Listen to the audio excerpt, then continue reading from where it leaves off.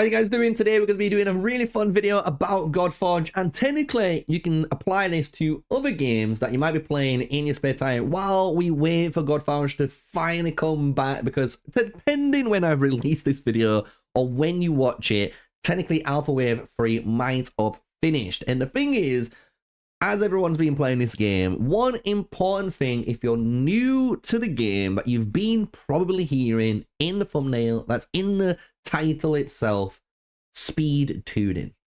What the hell is speed tuning, you're probably wondering, and what the hell does this mean, and why is it super important? Well, that's kind of what I'm going to go through in today's video. Talk about speed tuning as a new player from not playing these games at all, that has honestly played Alpha Wave 1, Alpha Wave 2, and as you guys know, in Alpha Wave 3, where I was able to finish 6th on the leaderboards, been able to push up to 283 stars as well, and currently been pushing damage on Fafnir as well. So what is speed tuning? What's so important about it, and what the hell is it? So smash like, comment, and subscribe. Let's dive into the video. And the first thing is, speed tuning, if you've not guessed it, is all about speed. It's about the speed stat of your heroes. So if you didn't know, speed is the stat that determines the turn order of actually when your heroes go and fight. So technically, if you have a hero with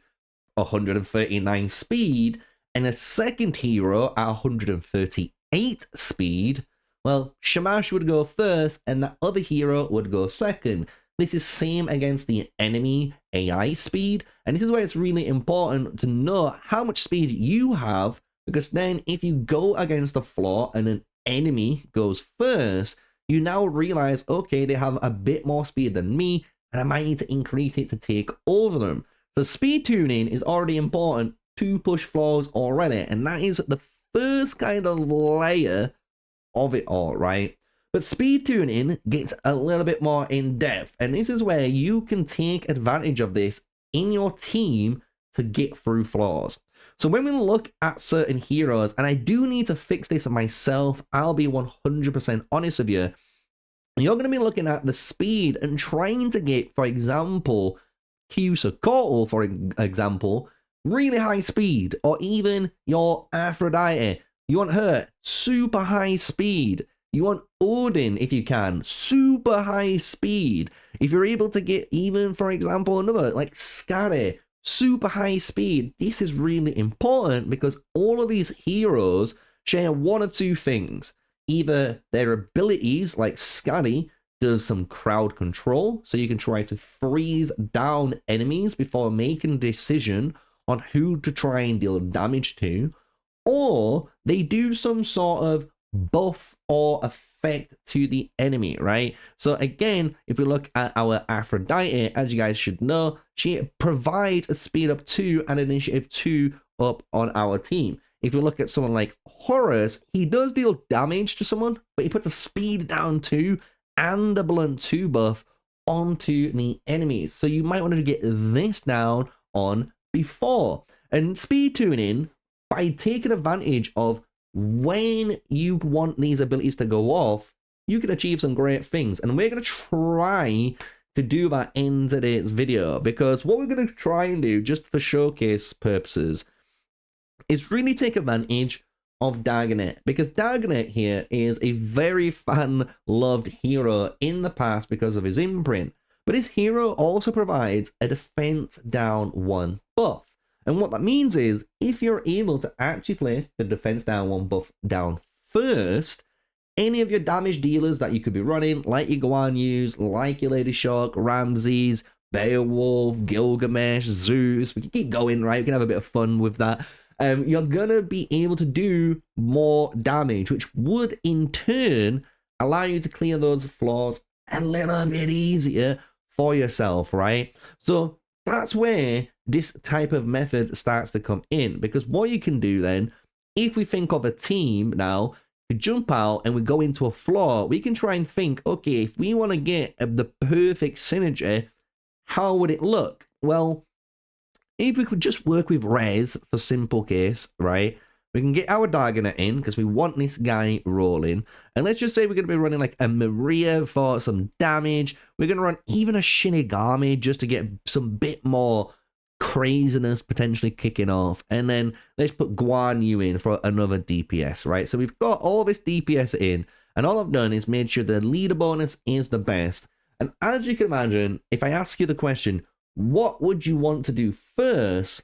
It makes maybe sense at initial sense, but then the DPS one gets quite hard because you probably said to yourself, well, we want Dagonet to attack first because then we can get his, obviously, skills, right? We can get his, if we scroll for it, we can see his A2, his core ability, is going to vanish and put that defense down 1 on all enemies with a 75% chance. We definitely want to do that as fast as we can. We also want to get our Shinigami in there, right? We want to get this Shinigami in there too, because he's also able to potentially put a defense down on if we missed it, right? Which is very important, because if we missed one of them, it might have actually failed the wave, and if we can get a second attempt on it, that's going to be golden. But then you've got your Guan Yu, and then you've got your Maria. And I'm going to ask you, who would you let attack first? Because it's going to be a really important question when it comes to actually turn order and the speed tuning for this team. Because if you said you wanted Maria to attack first and technically Guan Yu to attack last, you were wrong. Because the thing is, what you want to do with this, and I know it's going to blow your mind, but if you let your Guan Yu attack first over the Maria, you can actually do some couple of cool little mechanics. What we can actually do with Guan Yu is go to his skills, and his A2, if we fire this off first, we could actually kill maybe the entire wave, which is fantastic. If we kill the entire wave, we can move on to the next one. What's really good though is if we're not able to kill the wave, we have that chance to place that drain too. And with his kit, as you guys should know, his ultimate here is when we attack enemies, we are basically doing a bunch of damage. But to get this ultimate, we need to be applying drains and stuff, and we get this done super quick, right? So what we're able to do, if you've not guessed it, is on his turn, we're going to be able to do the damage, go onto the Maria's turn, and if we have to, we can just ultimate with the Guan Yu and save the actual cooldowns and the skills of the Maria for next wave, right? And you can do some really cool things with that in other case scenarios, right? So hopefully I've kind of explained there speed tuning, the, you know, cool aspects of speed tuning, why it's important to layer your teams correctly. So your damage dealer is technically the lowest speed of your team, but is higher speed than the enemy, so they can act obviously first. Your buffers, your healers, all of that jazz, your controllers, you want them to go in first, second, or third, or fourth order, depending on the team size that you're running, right? And you're good as golden. And if you just follow those basic philosophies to make sure your damage buffs go on, your defense downs go on the enemy, and you're able to then use your Zeus, or you're able to use your Gilgamesh to then do his A2 and hit everyone, then you're going to be in a good road, and you'll start to realize you're actually doing a lot more damage than you're able to do. So what I'm going to do, just for argument's sake now, I'm going to pause the video, I'm going to come back, and I'm just going to do some gear tuning myself on that setup we just talked about with the Guan Yu, with the Shinigami, with the Dagonet, and we're just going to have a little bit of fun and just showcase off why this is super important on a before and after run of doing something and not doing something, right? So we're back, and I've obviously just put a couple of pieces of gear to simulate this speed tuning, and we will go into a lower floor just to, again, show proof of concept of what we're talking about, and we know what we're on about.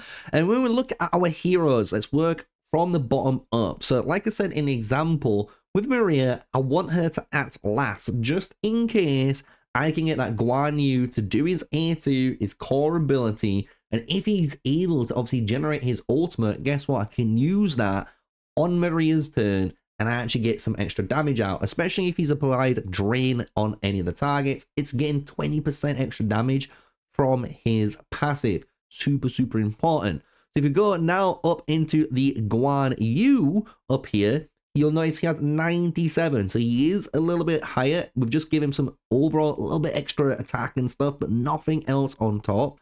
The next one in line is our Dagonet, 104, second highest speed, and then our highest speed is Shinigami. And the only reason I've done it this way is because technically the Shinigami has a lower potential chance of doing this ability compared to obviously our Dagonet. So if we don't get the good high roll on our first champion, maybe we can get it on the second champion. And what I'm going to actually do first, I don't know how much damage this is going to do, so it's going to be fun to actually record this bit live with you guys and showcase this off. But I'm going to go to like a floor and just do no buffs, basically. I'm just going to do like A1, A1, A1, A1, so you can kind of see what we're doing at the moment, and then swap out, right? Swap into actually dealing the debuffs in order as we explained with the speed and tuning, and you can see the damage increase then from those heroes. So if we can put our Guan Yu in Shinigami, Dagonet, and Maria, and the beautiful thing about this combo, obviously, it doesn't matter where you place these in the position order unless you are scared about maybe a confuse that might be wanting to kill someone. That might be another video in the future. But if we go over here, let's see what the speed looks like. So you can see at the moment, Emotep's going to do his thing.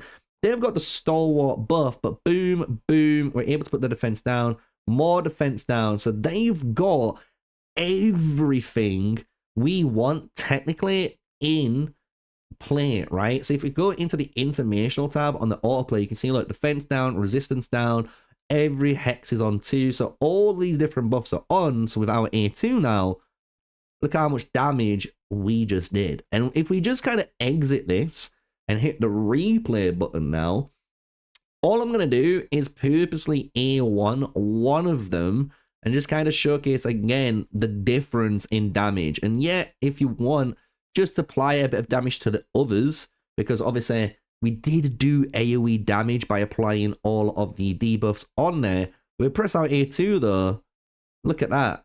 We don't get nowhere near as much damage on there to even one-shot the Shishi, right? Before I was able to easily one-shot the Shishi, and this can obviously keep progressing through. And with this, we do have quite high on the divinity. I'm kind of blocking it at the moment, so you can kind of see the divinity there for the Guan Yu. But if I was able to obviously get that divinity off with the right build, obviously you can get more initiative to trigger that. Well, you can see why this is super important. So that's just kind of showcasing off proof of concept there of speed tuning, why you want to layer these abilities down. And just again, kind of put a bit more on there, I will do it one more time at a higher stage, just so maybe we can show it off a little bit better, right? And this is just with heroes, and these could technically die right now just because I don't know if we've got enough health points to go through. But hey, a little bit of fun at the end of the video can't harm anyone. But there we go, we actually attack first, so we get to put our potential buffs on. We only got 1 defense down, 2 defense down on these 2 heroes, so let's try and get better odds. There we go, everyone now has that defense down. They're bullying the Guan Yu, don't get me wrong, it's a little bit of a shame, but with just the A2 now, look at that, we've done all that damage. And if we kind of hit the A2 here again, look at that, nice amount of damage. If we exit, replay, and just to show it off one last time, proof of concept again, you're going to see a big difference on how much damage we was able to get. Obviously, if this strong hits or crits, it's going to be a little bit of a comedy moment for my channel and me recording this at the moment. But hey, that's what we do for the YouTube content. But there, look, even look at the damage we've done on the Spartan is a really good indicator on that.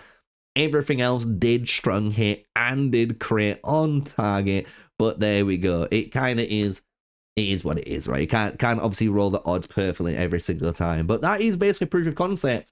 And what speed tuning is all about. So hopefully, by watching this video, obviously I might have explained a little bit badly in the beginning, and I do apologize. Let me know in the comment section down below what you think to it. But hopefully, by watching those examples, you can see why it's super important to get your heroes, like your Isolde, for example, to have high speed and high HP, to apply these buffs first to your, obviously, team, to obviously make all of your team just do better out of their jobs, right? Because they scale up. And that's it. That is everything in today's video. So smash like, comment, and subscribe if you enjoyed it. Until the next one, guys, stay safe, stay sneaky. Peace out.